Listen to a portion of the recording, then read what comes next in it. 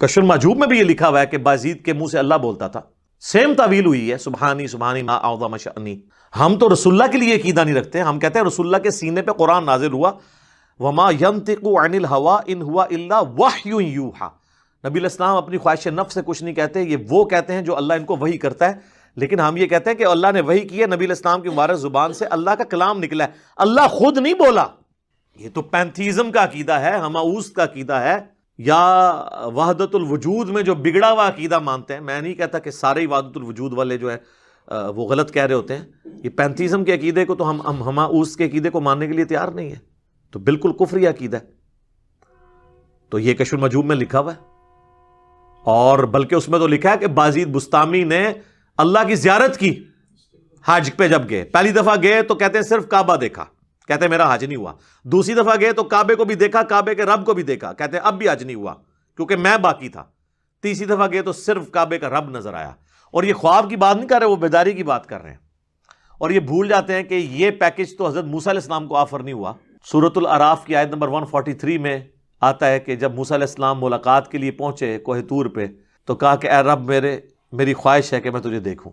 تو اللہ تعالیٰ نے کیا فرمایا؟ لن ترانی، تم مجھے دیکھ نہیں سکتا، بلکہ تم پہاڑ کی طرف دیکھو. اگر یہ قائم رہا تو پھر تم کچھ سمجھنا کہ کوئی ایسا معاملہ ہو سکتا ہے. تو پہاڑ کی طرف انہوں نے دیکھا تو اللہ کو دیکھنے کی وجہ سے نہیں، انڈائریکٹ پہاڑ کی اس تجلی کی وجہ سے موسیٰ علیہ السلام بے ہوش ہو گئے. اور پھر انہوں نے اللہ کے حضور معافی مانگی کہ میں نے آندہ یہ خواہش کا بھی اظہار نہیں کرنا. اور بعضی ڈائریکٹ جو ہیں وہ جناب اللہ کو دیکھ بھی رہے ہیں. ان کتابوں کے اندر تو بہت کچھ لکھا ہوا ہے، یعنی میں پورا ایک لیکچر دے سکتا ہوں کہ 90% سے زیادہ جو ہے نا اس کے اندر کہانیاں ہی لکھی ہوئی ہیں. اگر آپ نے وہ کہانیاں سننی ہیں تو ہمارے سلمان مصباحی صاحب اکثر اسی میں سے واقعات بیان کرتے رہتے ہیں.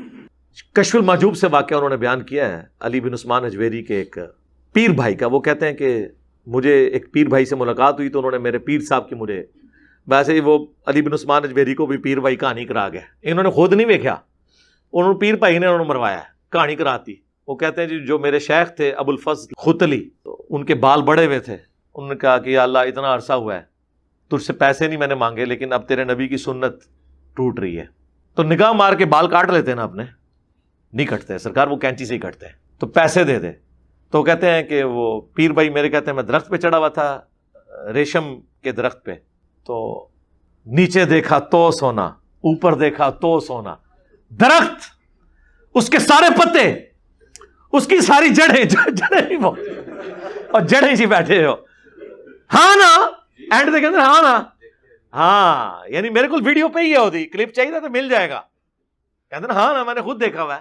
داتا حضور کشف المحجوب میں لکھتے ہیں یہ فکرے ان کی زبان سے تب ادا ہوئے جب اس درخت کے نیچے تھے جس کے اوپر میں چڑھا ہوا تھا. آپ فرماتے خدا کی عزت و عظمت کی قسم پورا درخت، اس کی ٹہنیاں، اس کا تنا، اس کی جڑیں بھی سونے کی ہو گئی، سارا، ہاں سارے سونے کا ہو گیا. ہم آپ کو اپنے نبی سے مثال دیتے ہیں. سورہ التوبہ کی آیت نمبر 92 ہے کہ اے نبی علیہ السلام جب آپ کے پاس غریب لوگ آتے ہیں کہ رومن امپائر کے خلاف غزوہ تبوک میں ہم آپ کے ساتھ جانا چاہتے ہیں لیکن ہمارے پاس کوئی سواری موجود نہیں ہے، تو آپ ہمیں سواری اور راستے کا ساز و سامان ارینج کر دیں، ہم آپ کے ساتھ جائیں گے. اور آپ کہتے ہیں میں کوئی چیز ایسی نہیں پاتا کہ تمہاری مدد کر سکوں.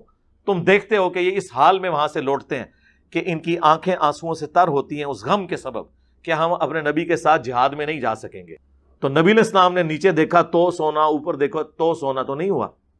سورہ التوبہ آیت نمبر 92 پارہ نمبر 10 کا آخری صفحہ جا کے پڑھ لیں. پھر اس پہ ہم کہتے ہیں کہ اگر نبی علیہ السلام کا یہ سٹیٹس ہے تو بابت شیء کوئی نہیں. اس سے بھی بڑھ کر جامعہ ترمذی میں عثمان ابن عفان رضی اللہ تعالیٰ عنہ کو جو جنت کی بشارت ملی ہے وہ غزوہ تبوک کے موقع پر اللہ کی راہ میں صدقہ اور خیرات کرنے کی وجہ سے ملی ہے نا. تو نبی علیہ السلام نے تو صحابہ کرام سے گیون سرکمسٹانسز میں اپنی ذات کے لیے نہیں، اپنی گاڑیوں کے لیے نہیں، اپنے محلات کے لیے نہیں، اللہ کے لیے رقم اکٹھی کی ہے. آپ پھر کرامات جب بیان کرتے ہیں پھر ہم آپ کا پوسٹ مارٹم کرتے ہیں.